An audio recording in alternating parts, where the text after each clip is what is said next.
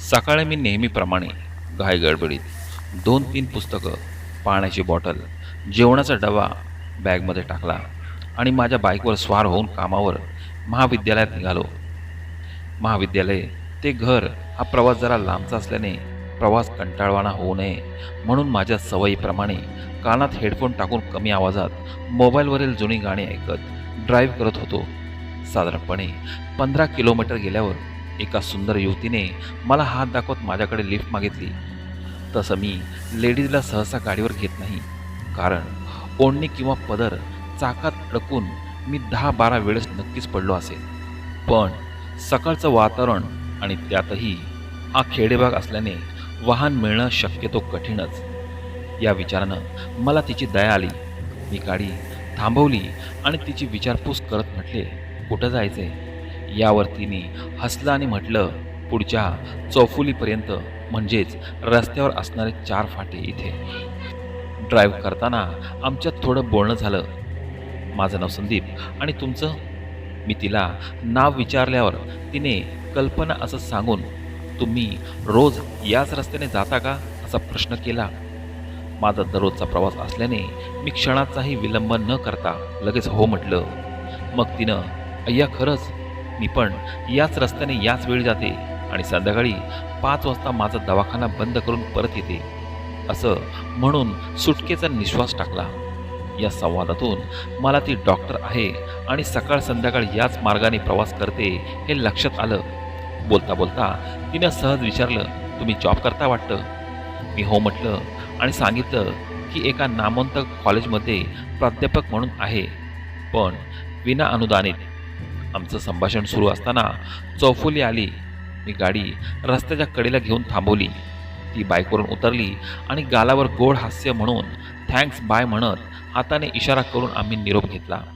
महाविद्यालयातील काम आटपून घरी जाण्याची वेळ झाली. सहकाऱ्यांसोबत, मित्रांसोबत बोलत बोलत मी माझ्या बाईकजवळ आलो. बॅग नेहमीप्रमाणे गळ्यात अडकून बाईक स्टार्ट केली. मी सहकाऱ्यांचा निरोप घेऊन घरी निघालो. प्रवास करत करत चौफुलीवर येताच मला सकाळची आठवण झाली. मी नकळत आजूबाजूला बघितलं आणि समोरून कल्पना येताना दिसली. तिने लांबूनच मला ओळखत हाताने इशारा केला. मी तिच्याकडे बघून गाडीचा हॉर्न वाजविला. ती गाडीवर बसून मला म्हटले, आपण दोघंही याच मार्गाने येतो. मी तुमच्याकडे दररोज लिफ्ट मागितलं तर चालेल ना? मीही प्रवासात कोणीतरी सोबत असावं या विचारानं तिला हो म्हटलं. खरं तर दोघांचाही स्वभाव बोलका, मन मिळावू, पण मी ड्राईव्ह करत आहे याचं भान ठेवून जरा कमी बोलत होतो. बोलता बोलता तिचा स्टॉप आला. मी गाडी रस्त्याच्या कडेला घेऊन थांबवली आणि दोघांनी एकमेकांचा व्हॉट्सअप नंबर घेतला. मी संध्याकाळी घरी आल्यावर शेतात गेलो. शेतातून आल्यावर जेवण करून बेडवर पुस्तक वाचत असताना फोनवर अचानक लक्ष गेलं. फोन सायलेंट मोडवर होता आणि कल्पनाचे 3 मिस कॉल तसेच व्हॉट्सअपलाही मेसेज आला. मग मी पण तिच्यासोबत व्हॉट्सअप चॅट करत सकाळी भेटूया असा रिप्लाय दिला. नेहमीप्रमाणे मी सकाळी कामावर निघालो. थोडं अंतर कापल्यावर कल्पनाचा स्टॉप आला. ती माझ्याही आधी तिथे हजर. पुन्हा गाडीवर आमचं बोलणं सुरू झालं. दिवसामागून दिवस जात होते. कल्पनाशी घट्ट मैत्री झाली. आता तर दोघंही रातभर व्हॉट्सअप चॅट करत होते. मैत्रीचं रूपांतर लवकरच प्रेमात झालं. मग काय, रस्त्यात अगदी कुठेही जागा मिळेल तिथे सिनेमातल्या हिरो हिरोईनसारखं झाडाखाली हातात हात घेऊन तासनतास बोलत राहायचो. मी जरी पैशाने डॉक्टर असले, परंतु अनाथ आहे. 5 वर्षापूर्वी माझी फॅमिली कार ॲक्सिडेंटमध्ये गेली. माझे आगे पिछे कोणीही नाही. अत्यंत प्रतिकूल परिस्थितीवर मात करून मी डॉक्टर झाले. मला प्रेमी युगलांसारखं पळून जाऊन लग्न करायचं नाही.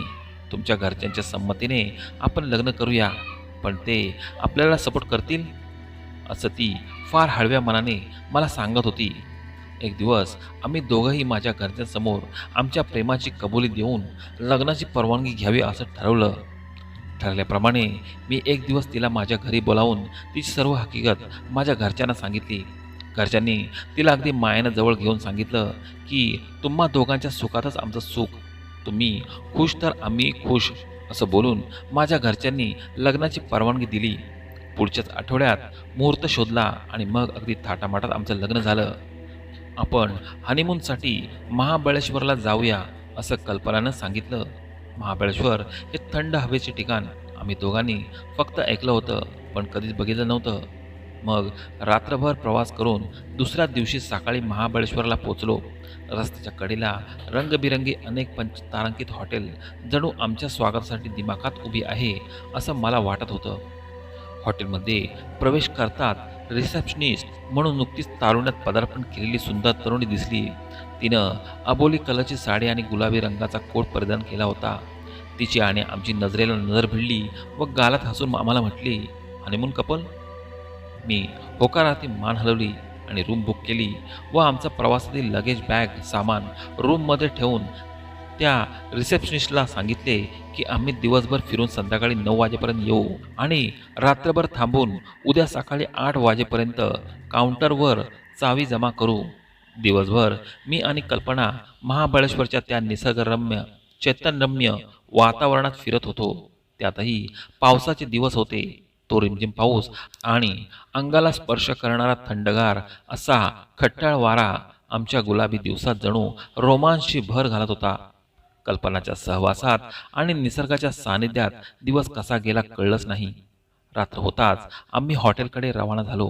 हॉटेलमधलं ते रोमॅन्टिक कॅन्डल लाईट डिनर करून आम्ही रूममध्ये आलो आणि बघतो तर काय, त्या रिसेप्शनिस्टनं हॉटेलमधील कर्मचाऱ्यांना दिवसभरात सांगून आमच्या रूमची अगदी गुलाबी सजावट केली होती. आता रात्रभर रूमच्या बाहेर जायचं नाही या विचाराने मी दरवाजा आतून बंद केला. कल्पनाला मेकअप करणं फारसं आवडत नसे, पण आज ती खूप नटून थटून मोरपंखी शालू नेसून माझ्यासमोर आली. जणू एखादी मोरणीच माझ्यासमोर उभी असल्याचा भास झाला. मी टेबलावरची मेणबत्ती पेटवली आणि बेडरूममधील सर्व लाईट बंद करून कल्पनाला अलगद उचलून बेडरूमच्या बेडवर ठेवलं. तिच्या हाताला स्पर्श करत तिला अलगद मिठीत घेऊन एक हात तिच्या पाठीवरून फिरवत तिनं माळलेल्या मोगऱ्याच्या गजऱ्याला हाताचा स्पर्श होताच ओठांचा रस प्राशन केला. डोळ्यांच्या पापण्या दोघांच्याही नकळतपणे झाकून ओठांची भाषा सुरू झाली. या स्वर्ग सुखाचा आनंद घेत असताना माझ्या गळ्याला अगदी काहीतरी टोचल्याचा भास झाला आणि माझ्या शरीरातील सर्व ऊर्जा कोणीतरी खेचून घेत आहे असं क्षणभर वाटलं. मी हळुवारपणे डोळे उघडले. मेणबत्तीच्या मंद प्रकाशात कल्पनाने चेहऱ्याच्या दोन्ही बाजूंनी मोकळे सोडलेले लांब केस अगदी संपूर्ण बेड व बेडच्याही खाली पसरले होते. तिचे डोळे खूपच मोठे आणि लाल भडक दिसत होते. तिने तोंडाचा जबडा उघडतात सुळे दात स्पष्ट दिसू लागले होते. चेहऱ्यावर मोठ्या प्रमाणात सुरकुत्या दिसू लागल्या होत्या. तिच्या हातांची नखं वेगाने वाढत होती. काही क्षणातच तिचा चेहरा एखाद्या हॉरर सिनेमात दाखवल्या जाणाऱ्या डाकिणीसारखा विद्रूप दिसत होता. ती माझ्याकडे बघून मोठ्याने हसायला लागली. मी घाबरलो आणि जिन्यावरून पळत पळत खाली रिसेप्शनिस्ट जवळ आलो. पण दिवसा असणारी ती तरुणी नाईट ड्युटीला नव्हती. तिथं साधारणपणे 50-55 वयाचे एक गृहस्थ खुर्चीवर आरामात झोपले होते. माझी नजर त्यांच्या गुलाबी कोटवर गेली. त्यावर मिस्टर SP गायकवाड असं इंग्रजीत लिहिलं होतं.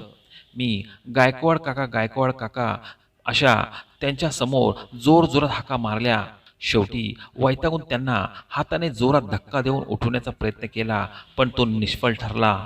माझी नजर सहज भिंतीवर टांगलेल्या घड्याळावर गेली. रात्रीचे 2:15 वाजले होते. हॉटेलमधील सर्व लोक गायकवाड काकांसारखे गाढ झोपले असतील असा विचार माझ्या मनात आला. मला परत बेडरूममधला प्रसंग आठवला आणि भीतीने हातपाय थरथरत मी गायकवाड काकांच्या खुर्चीजवळ झोपी गेलो. सकाळी मला उशिरात जाग आली. खुर्चीत जवळून उठत घड्याळाकडे बघितले तर 10 वाजले होते. रिसेप्शनिस्ट तरुणी रजिस्टरमध्ये काहीतरी लिहित होती. आजूबाजूला बरीच गर्दी जमली होती. मी त्यांच्याशी बोलण्याचा बराच प्रयत्न केला, पण माझं बोलणं कोणी ऐकत नव्हतं आणि माझ्याकडे बघतही नव्हतं. अगदी कालच ओळख झालेली ती गुलाबी रंगाचा कोट परिधान केलेली तरुणीसुद्धा. थोड्या वेळाने ती तरुणी गायकवाड काकांना उद्देशून म्हणाली, अरे चाचाजी, कल सुबह हनीमून के लिए एक कपल आया था, रूम नंबर 430. आज 8 बजे ही जाने वाला था, लेकिन रूम नंबर 430 की चाबी अभी तक नहीं आई. जाके देखो जरा. हे शब्द कानावर पडताच गायकवाड काकांनी काउंटरवरून डुप्लिकेट चावी घेतली आणि जिन्यावरून माझ्या रूमकडे रवाना झाले. अर्थात त्यांच्यासोबत मी होतो, पण ते माझ्याकडे बघत नव्हते आणि मी ओरडून सांगत होतो की गायकवाड काका दरवाजा उघडू नका, पण त्यांना माझं बोलणं ऐकू जात नव्हतं असं मला रात्रीपासून वाटत होतं.